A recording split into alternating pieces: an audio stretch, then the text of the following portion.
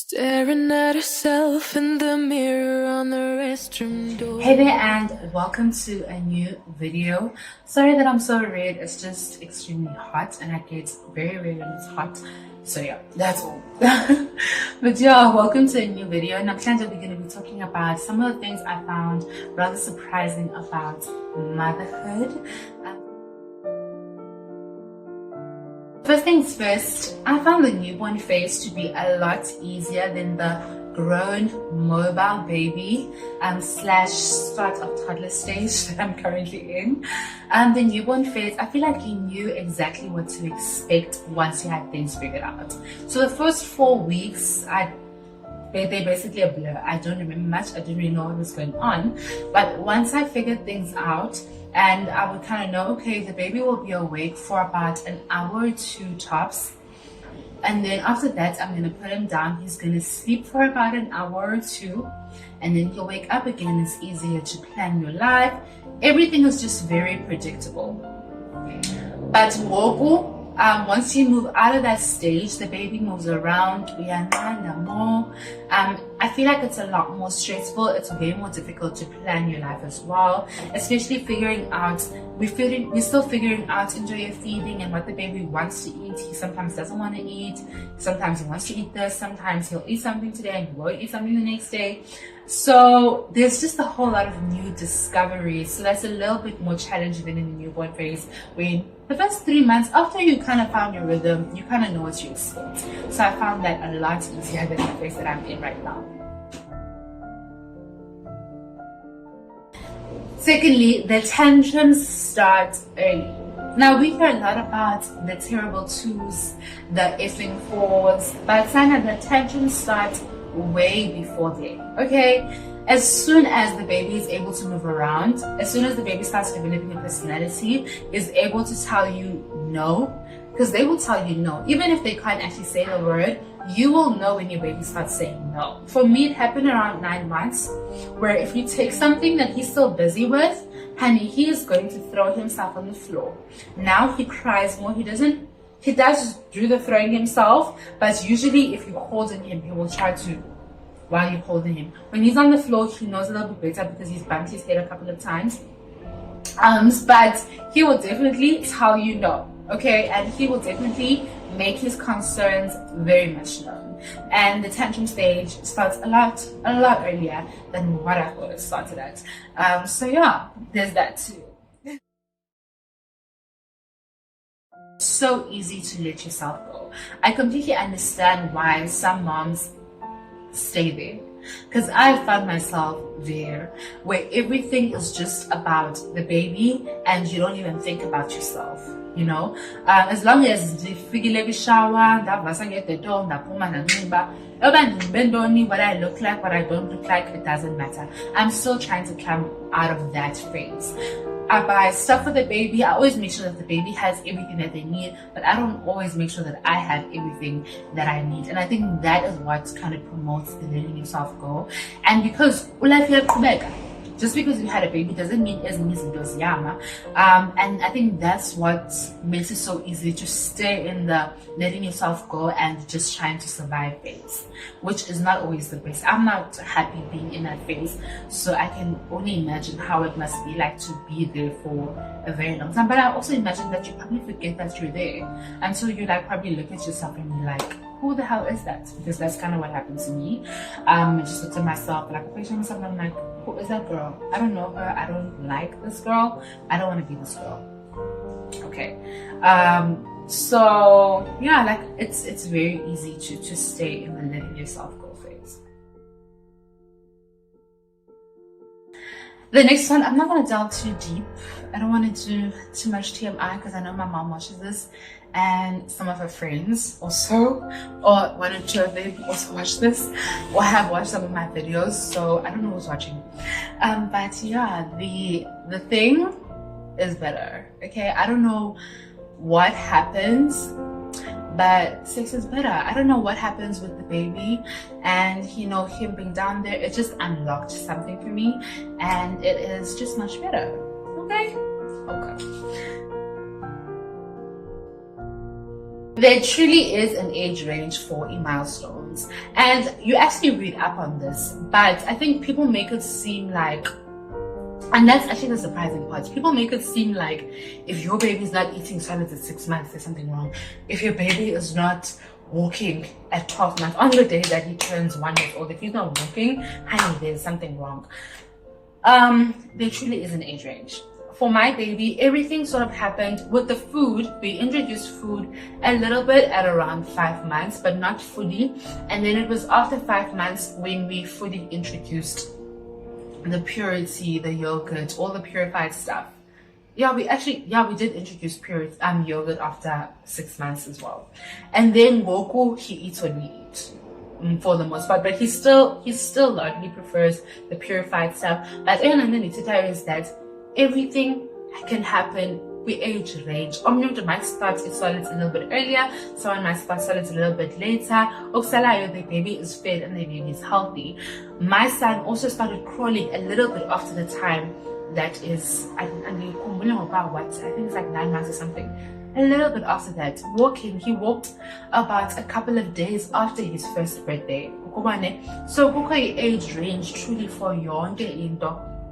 There isn't a specific time. Obviously, if your child is not walking at, I don't know what the age is, I think it's like 18 months. After 18 months, then you can consult. But akuko, if I by his first birthday, there's something wrong. Because we could see the signs, but he just needs a little more confidence. He just needs to practice a little bit more. And as soon as I finish our confident, he's going to take those steps. So there truly is an age range. Truly. Next one is you want him to sleep but you miss him. And I always see this on Instagram and reels and stuff, like on Instagram reels and stuff, and I always laugh because it's so true. Because sometimes often is we Instagram reels like or whatever, but it really is true. When he's awake, I can't wait for 8 p.m. There's and we can have peace again. There isn't going to be random screams. You don't know why he's screaming. He's testing his voice. There isn't going to be suga up or puma up, or especially now, because now it's like but I like look at his pictures and we will talk about him, but oh my gosh, he's so cute, he did this today, and I'll watch his videos and I miss him so much. Oh my god, he's so cute. I want him I want him to be awake, but I don't really want him to be awake.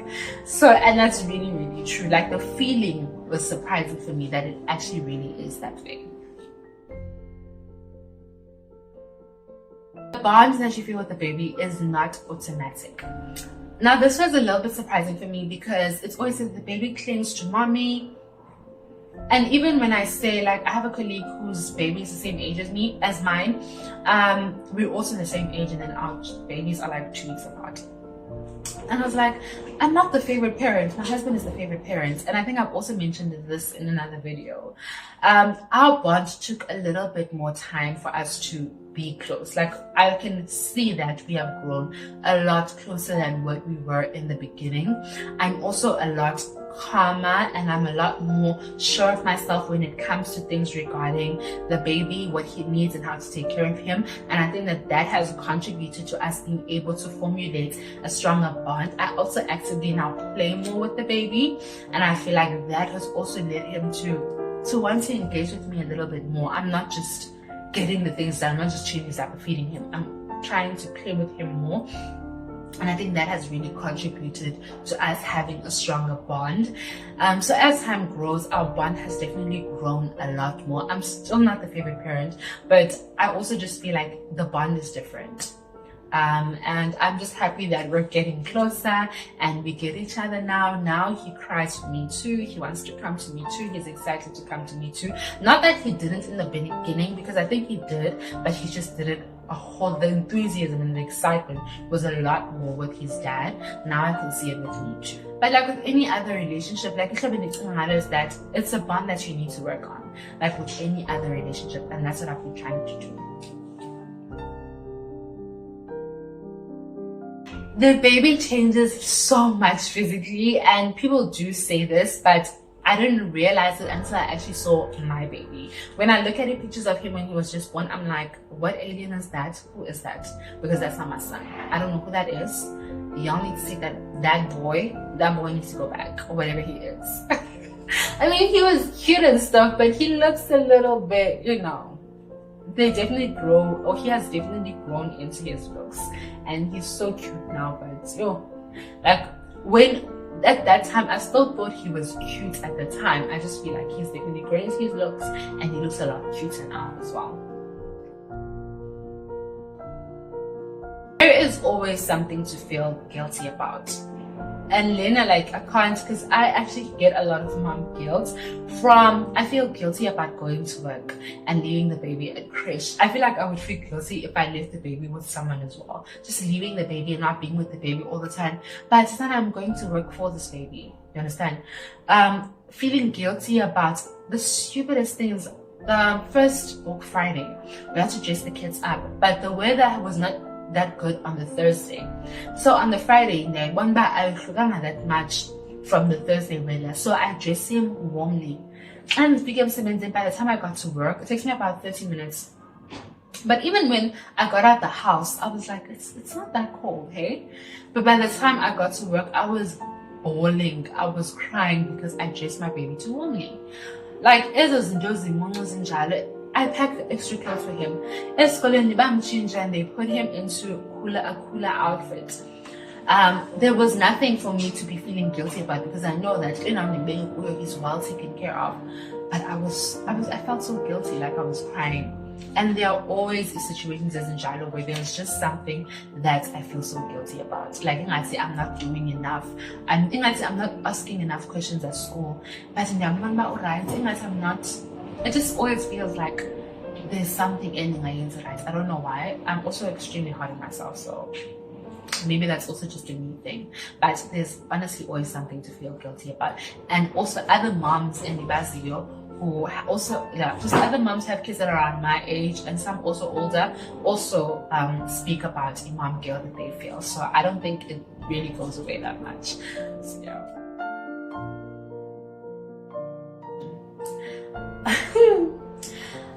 Having a baby and becoming a mom can improve your relationship. Please, I'm not advising anyone to have a baby to save their relationship or anything like that. I have just noticed that I am a lot happier than what I was. And because of that, my relationship has improved. I also don't have time to sort the small stuff anymore. Because of that, my relationship has improved. I also make an effort to try and keep the temperament young, a lot more stable, to be more positive, because I want to create a more positive environment for the baby. That has also improved my relationship. But in no way, shape, or form am I saying that having a baby can save your relationship, because the stresses that come with having a baby are a lot. And I think that if a stress is means, it can definitely just in the improvement that having a baby can have on your relationship. So I don't encourage having a baby to save your relationship, but I do think if you are in a healthy space and you are in a healthy relationship, having a baby can make it even better.